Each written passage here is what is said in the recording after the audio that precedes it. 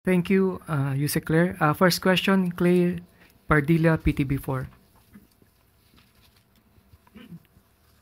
Magandang umaga po, Yusek. Regarding pa rin po sa children's safety, what are PBBM's directives to the DPWH on flood control this rainy season? Sa DOST po at Pag-asa, ano po ang utos on strengthening early warning system at marching order po to ensure food security sa DA naman po? Thank you. Okay. Sinabi naman po at siniguro ni DPWH Secretary Bonoan na sinisimulan po nila ang pag-construct itong mga projects po para sa flood control at matagal na po kasi itong direktiba ng Pangulo. At marami na rin po sila nagawa at natapos ng mga proyekto para po maibsan ang problema sa baha. Nandito na po ang nagawa na po nila yung 2,339.73 square meter concrete slope protection sa kahabaan ng Bagak Mariveles Road in Batasan. And at the same time, sinabi rin po niya na nag-develop na rin po sila ng master plan for each of the 18 major river basins. So, kanya-kanya pong master plan po ito according to specific characteristics at ang pangangailangan ng bawat area.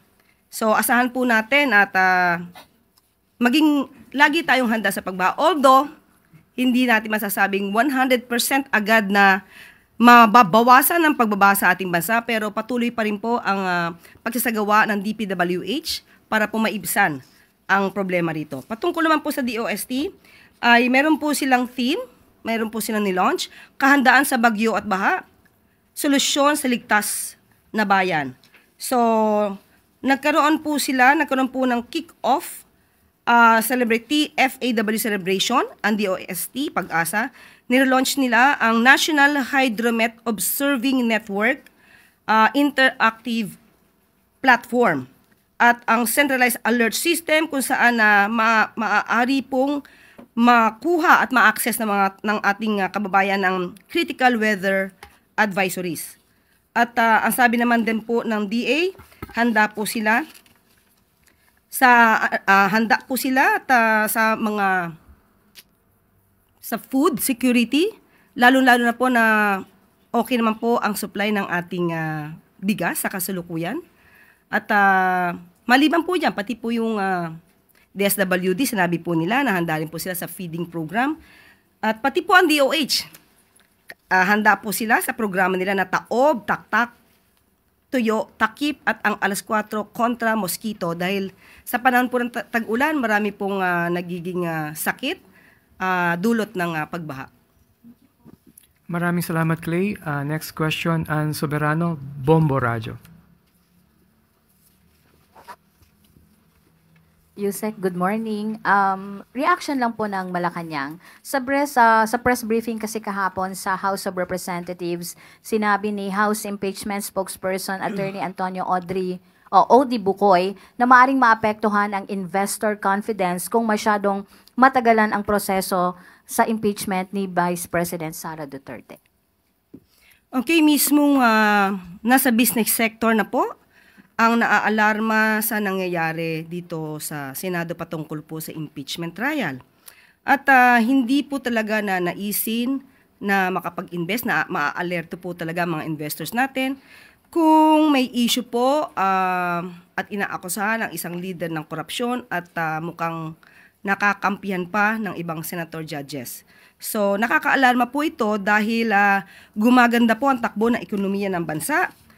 Taliwas po ito sa sinabi ng Vice Presidente na bagsak ang ekonomiya. Tandaan po natin, natanggal na po ang Pilipinas dito sa Financial Action Task Force Gray List na nakapagbigay po ng mataas na investor confidence sa bansa nito lamang taon. At sinabi rin po ng ADB na na-maintain po ng Pilipinas ang napakaganda pong economic outlook for 2025.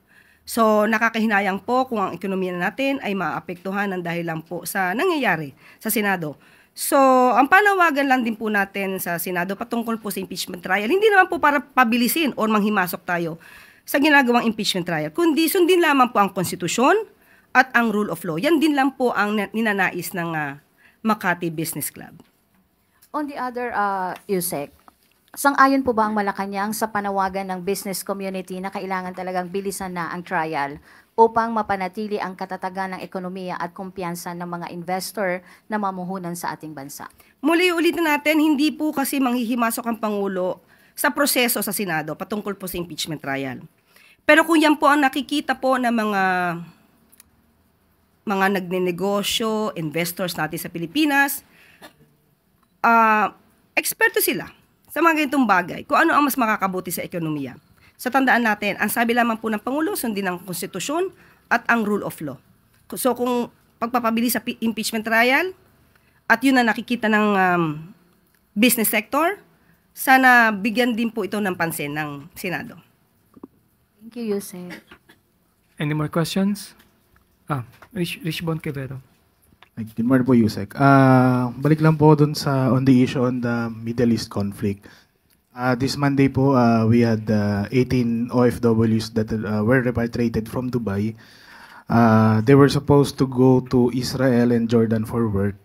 And they arrived po when the conflict intensified, like last Friday po, June 13. Is there a responsibility on the part po ba of, reaction lang po from the palace, is there a responsibility on the part of the Bureau of Immigration and the DMW and other related agencies na hindi na dapat sila pinatuloy as they were needed to be repatriated po since they were originally going to Israel and Jordan?